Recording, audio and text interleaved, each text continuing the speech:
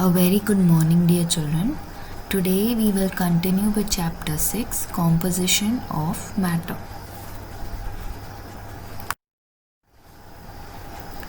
We learned about elements, mixtures and compounds, and we know that elements we learned are those substances which have very simple composition. About mixture and compound, we learned that both of them are made up of many units, or they are made up of multiple units. Okay, how do I understand then what is mixture and what is a compound? Here we'll do a very small experiment. What we have taken is, we have taken sulfur, we have taken iron, okay, and we have mixed them up together simply. We are just putting it together and we are mixing it up. Okay, now this what we have in the crucible, it is not a compound, it is a mixture. Why do I say that this is a mixture? Because if I'm actually holding a magnet, okay, I can separate the iron from the entire mixture. I can separate the two components from one another even after I have mixed them together. If you are able to separate the substances from one another, then that is a mixture. It is not a compound. Okay, when will I call it to be a compound? If I'm taking the iron, mixing it with sulfur and I'm heating them. Now what will happen when you're heating them? The two molecules or the two atoms which you have taken, or two substances which you have taken, they start forming a bond between them to form it as being one compound.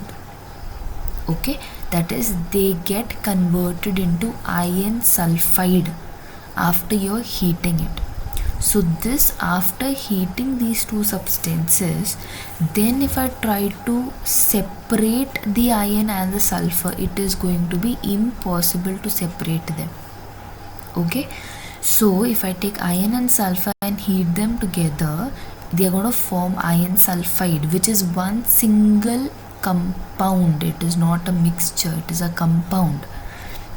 Why am I calling it a compound? Because now they have formed a bond between each other and it is impossible to separate them from one another.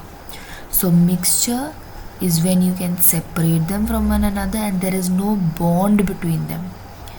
Whereas compound is where it is impossible to separate them from one another and they have a bond between them. Okay, so that is the difference between mixture and compound. Now we're going to learn a very new concept which is called as valency. Okay, valency is the combining capacity of an element. Now you'll understand that when we are going to look at different examples of it, but this is the common definition which is normally been given. Valency is the combining capacity of an element. Now, to understand the valency, it is very important that we understand about the atom and the structure. Okay, so we know that any atom you take, okay, it has a central part called as the nucleus. So now in this picture, the central portion which you see, that is actually the nucleus. What is there inside the nucleus? It has protons and neutrons. Okay, that is the blue and the yellow. So protons are positively charged particles and neutrons are neutral, that is, it has no charge. So there is a central part, and surrounding the central part there are these circles. The circles which you see around it, they are actually orbitals, or they are the shells of the atom. Okay, so these orbitals have negatively charged particles called as electrons revolving around it. Okay, so there's a nucleus which contains protons and neutrons, and around it there are shells or orbitals which have negatively charged electrons. So this is the same for all atoms. The only thing is that the number of shells in an atom will change. That is, some atoms will have only one circle around the nucleus. That is, it will have only one shell or only one orbital. There are many other atoms which may have two orbitals or two shells around the nucleus, as shown in the picture. Some may have 3 shells, some may have 4 shells, and some may have many. Okay, so every atom will have different orbitals or different shells depending upon the number of the electron. Okay, more the number of electrons, more will be the number of shells. Lesser the number of electrons, lesser will be the number of shells. Now, every shell or every orbital has a name. Okay, so in this picture, the central red part which you see is actually the nucleus, and surrounding it you have the first shell, the second shell, third shell, and the fourth shell. The first shell is also called as the K shell. Second shell is called the L shell. Third is called M shell, and fourth is called N shell. Okay, so if in case there are questions where it's talking about the atom which has the L shell, means that I'm talking about the second shell. If we are talking about K shell, then we are talking about the first shell. It is not necessary that in most of your paragraphs which are given in your books, they may mention the number. They may actually mention these letters like K shell, M shell, L shell, N shell. So it is important for you to know which shell are we talking about. If it is first, then K, second is L, third is M, fourth is N, and so on. Okay. Now, every shell has specific electron capacity. If you look at the first one, the first energy level, that is the first shell, is called as the K shell, and it has 2 electrons. Everywhere wherever there are two shell, wherever there is one shell given, the first shell can only accommodate or can only take in 2 electrons. It cannot take more than 2. That is its maximum capacity, the first K shell. The second shell, which is called as the L shell, can take 8 electrons. It cannot take more than 8. Third shell, which is the M shell, has the energy, has a capacity of 18 electrons. Okay, and so on. So the number which is given on the extreme right, that is 2, 8, 18, 32, 50, 72, this is the amount or the number of electrons which can actually be accommodated. It can take that many number of electrons.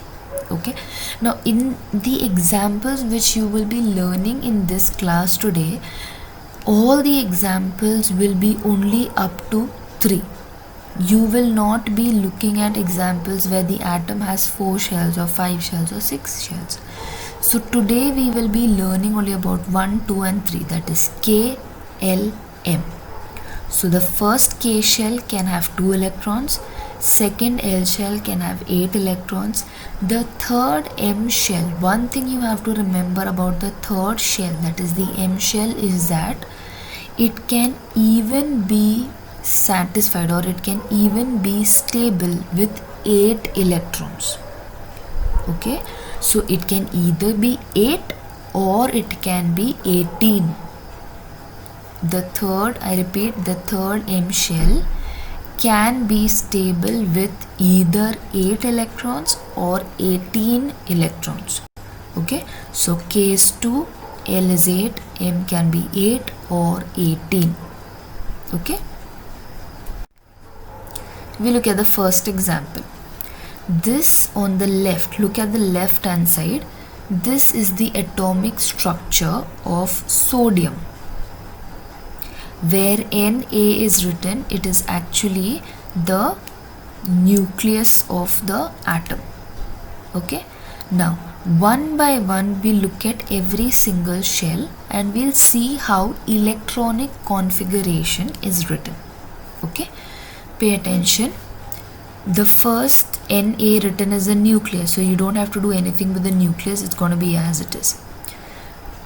Just next to the nucleus we have the K shell. The K shell, if you see, has two black dots given on it. The black dot is actually representing the electron. Okay, so the first K shell has how many electrons? 2 electrons, which means that the first K shell is complete. We say that the first shell is complete.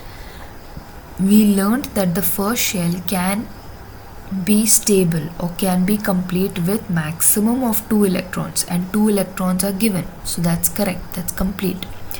If you look at the second shell, if you go to count, there are 8 electrons in it. So if you count from top, you will see that there are 8 electrons. Okay, we learned that the L shell has should have how many electrons? 8 electrons, and that many are there in this.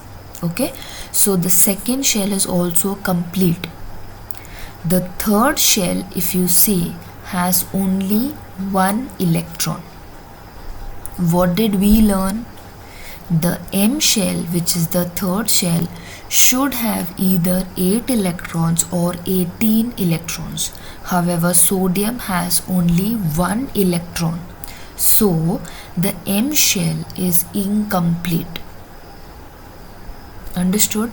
So, what will be the electronic configuration of sodium? It will be 281. How did I get this number? You have to write in bracket what is the capacity of the first shell, what is the capacity of the second shell, what is the capacity of the third shell, and so on. So here in sodium we saw first shell has 2, so I have written 2 as the first number. Second shell has 8, so I have written 8 as the second number. And the third shell has 1 electron, so I have written 1 as the third number. So the electronic configuration of sodium will be 281. Understood?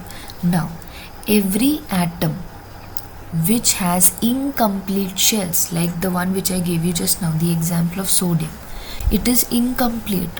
The last shell actually should have 8 electrons, but it has only 1 electron. Okay, so this is incomplete. All the atoms which have incomplete shells will try to become complete. Okay, they will try to become stable, they will try to become complete.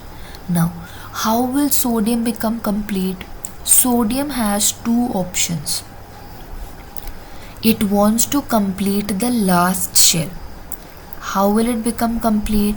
It will either have to take 7 electrons from someone, or it will either have to give away 1 electron. Either take 7 electrons or give away 1 electron. So the most simplest thing is what? That it will give away 1 electron. So if it gives away 1 electron in the last shell of it, then the entire atom will become converted into only 2 shells. That is, the electronic configuration will become 2 and 8. Because it gives away 1 electron, it becomes stable. Okay, so that is what sodium is going to do. Sodium wants to become stable, and that is why it will give away 1 electron to become stable. So because it is giving away 1 to become stable, the valency of sodium becomes 1. I hope this is clear. We look at more examples. Chlorine. We look at all the shells one by one. In the middle, you have the nucleus, that is Cl. Okay. Surrounding Cl, the first orbital or the first shell has 2 electrons. Okay. Second shell has 8 electrons and third shell has 7 electrons. So the electronic configuration will become 2, 8, 7. First shell is 2, second shell is 8, third shell is 7. So the electronic configuration becomes 2, 8, 7. Okay, now again, is it complete? It is not complete. Why? First shell is complete, second shell is complete, and third shell is incomplete. So what it will try to do to become complete, it has two options again, like sodium. Either it can give away the 7 electrons, it has to give away all 7 electrons, otherwise it has to take 1 electron from somewhere, from any other atom. So what it will do, more simple, other than giving 7 electrons, it is easy to take 1 electron, and that is why what is chlorine going to do? Chlorine is going to take 1 electron and become stable. So when it takes 1 electron, what is happening? The entire atomic structure will change. That means the electronic configuration is changing. The electronic configuration will become 288. Okay, now chlorine is taking 1 electron to become stable, and that is why the valency of chlorine will be 1. Now we just try to compare what we just now learned. If you're taking sodium, now I've written sodium and chlorine next to one another, and I'll tell you why I've done this. So sodium is there, chlorine is there.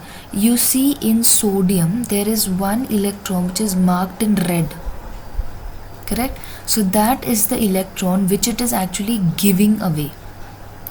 Okay, to whom it is giving? It is giving it to chlorine. So sodium is giving 1 electron away. Now what is happening to the sodium when it's giving away 1? It is giving away 1 negative. It is throwing a negative. Because it's throwing out a negative, the entire atom becomes positively charged ion. That is why if you see below, instead of Na in the center, they have written Na plus. Why? Because the atom is giving away 1 electron. Okay, so after it has given away 1 electron, because it's becoming plus, the valency of sodium becomes plus 1. Okay, similarly if you look at chlorine, what is chlorine doing? Chlorine is taking 1 electron. It is taking 1 electron. It's taking more negative. Because it's taking a negative, if you see down, the charge of it is changing. It's becoming Cl minus. Okay, because it is taking an electron and becoming minus, the valency of chlorine becomes minus 1. I hope this is clear. Now what is happening between these two ions now? Na plus and Cl minus, one is plus, one is minus. Because of the different charges, there is a attraction which happens between these ions. And because of this attraction, there is a bond formed between the two, which is called as the ionic bond. Why it is called ionic bond? Because one is taking, the other is giving, and that is why the bond which is formed between giving and taken is called as the ionic bond. And this molecule which is formed because of the bonding is called sodium chloride. Okay, and the formula, the molecular formula of sodium chloride is written on the right hand side. It is NaCl, which means the molecule is made up of 1 atom of sodium and 1 atom of chlorine. That is why NaCl. Okay, I hope this is clear. Look at the next example, magnesium. If you look at magnesium, the central part Mg, where it is written, that is a nucleus.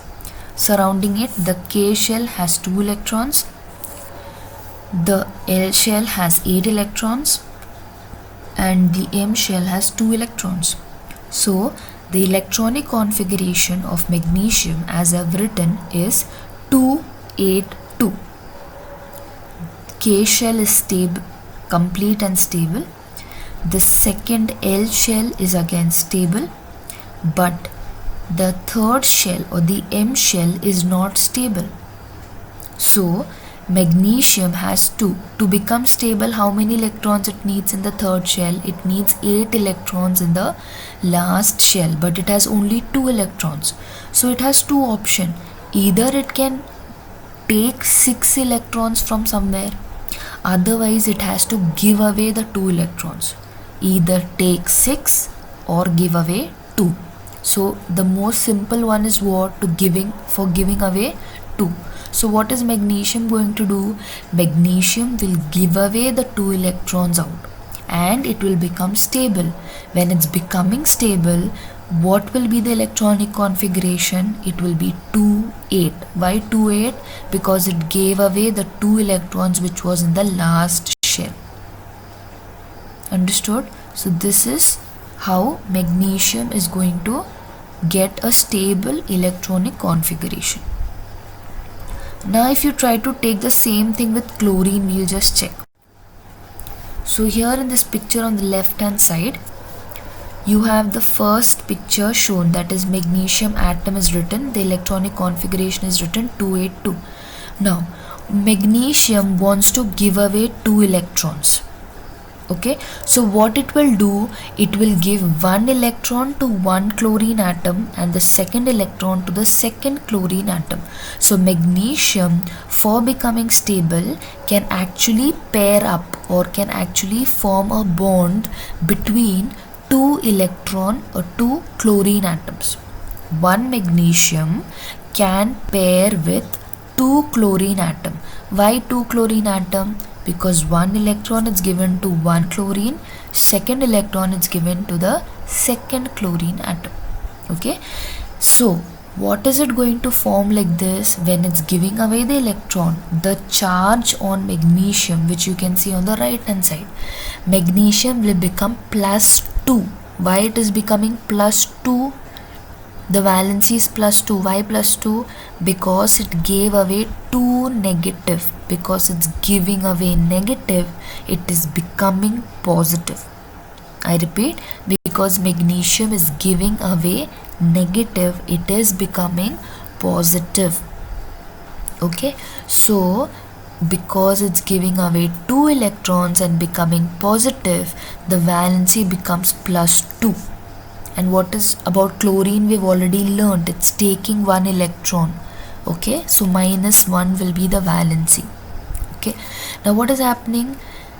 There is, because of the plus and the minus, there is attraction. There's going to be a bond between them, and that is why it forms magnesium chloride. What will be the molecular formula of magnesium chloride? It is MgCl2. MgCl2 means, why Cl2? Because there are 2 atoms of chlorine and 1 atom of magnesium. That is why magnesium chloride formula will be MgCl2. It's made up of 1 atom of magnesium and 2 atoms of chlorine. This is the next example. We have hydrogen and we have oxygen. Hydrogen has the electronic configuration of 1. It has only 1 electron with only 1 shell. Okay, now again, even though it is having only 1 electron, it is not stable.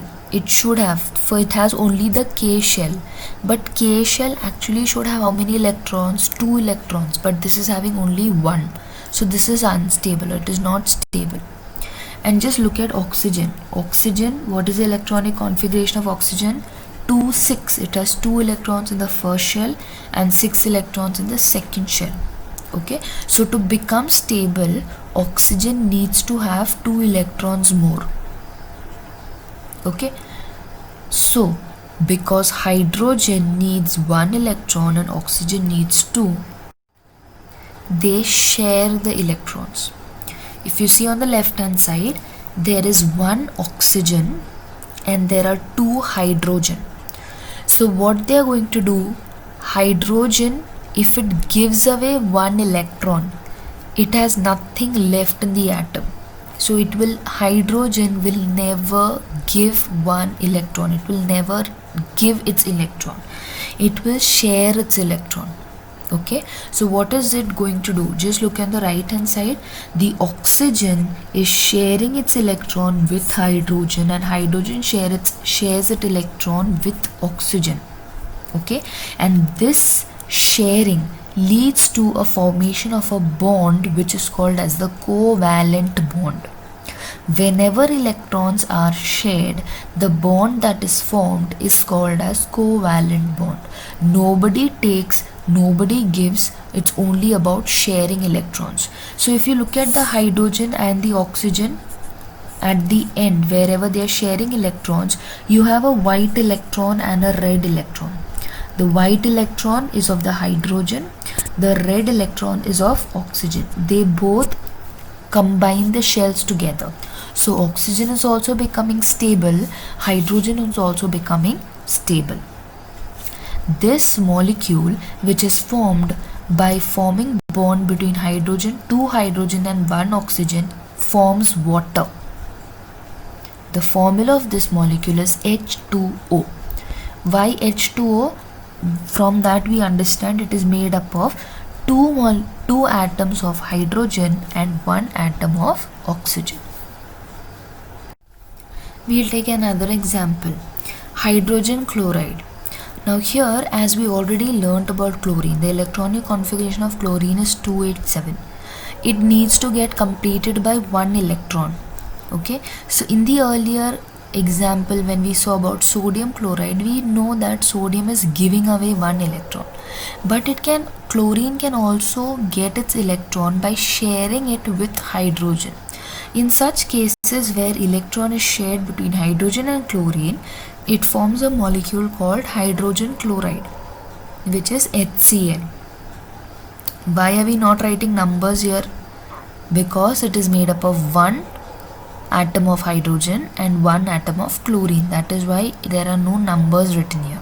Okay, so HCl is one atom of hydrogen, one atom of chlorine formed by covalent bond. Why covalent I'm telling? Because the bond formed is because of sharing of electrons. Okay, here we have ammonia. Now ammonia is made up of nitrogen and hydrogen. If you look at nitrogen, the electronic configuration is 2,5.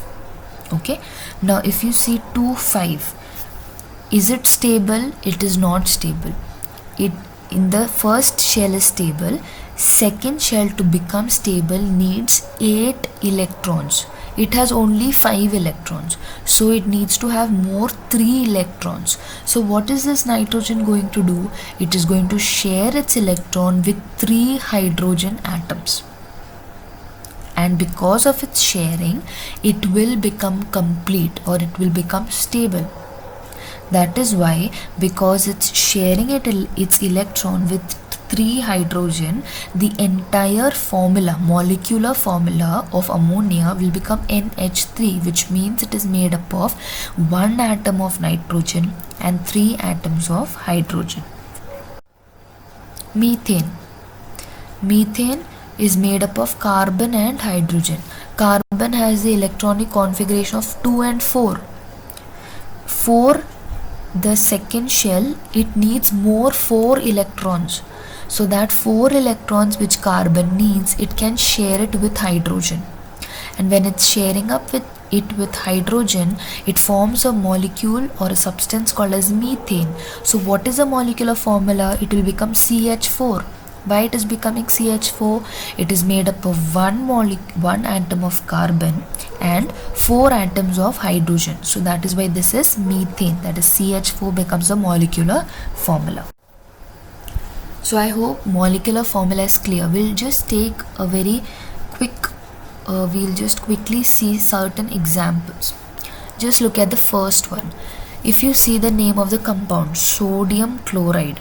This is all the examples which we've taken earlier. Okay, sodium chloride. What is the molecular formula of sodium chloride? NaCl. What are the constituent elements? Constituent elements means what is it made up of. Okay, so here if you see, how do you find out constituent elements?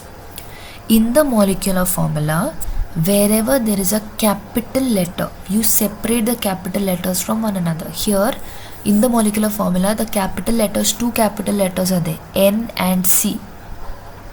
So N is going to be written separate. Now if there is a capital letter and a small letter, the small letter will go along with the capital letter. So in the molecular formula you have Na. Okay, so N is capital, A is small, so both will become one constituent element. In the same formula you have the second capital letter, that is C. Next to C you have a small letter L, so C and L will go together as one the next constituent element.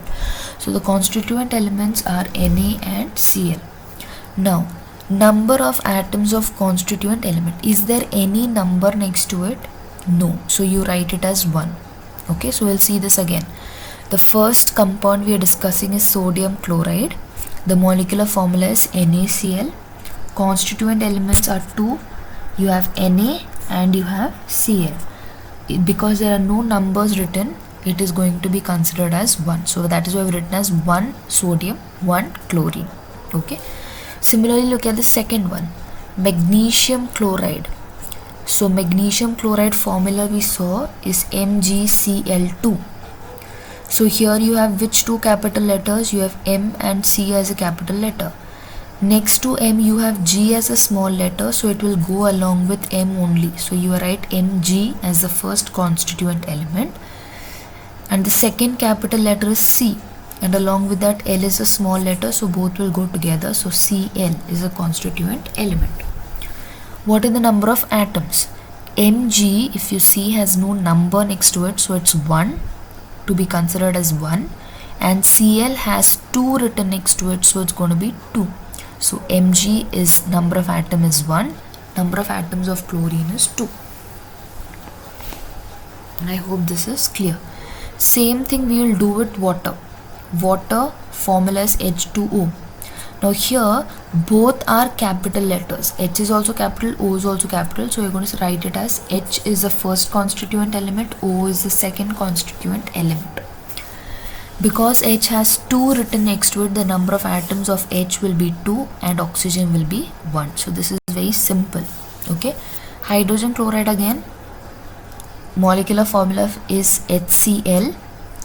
Capital letters is H and C. So H is going to be written next to H. There is no small letter, so nothing to be written there. And C has L next to it as a small letter, so Cl will be considered as a second constituent element. No numbers written, so it's going to be 1. Okay. Then you have ammonia. Okay, ammonia has a molecular formula NH3, both capitals only, so you'll write constituent element as N and H.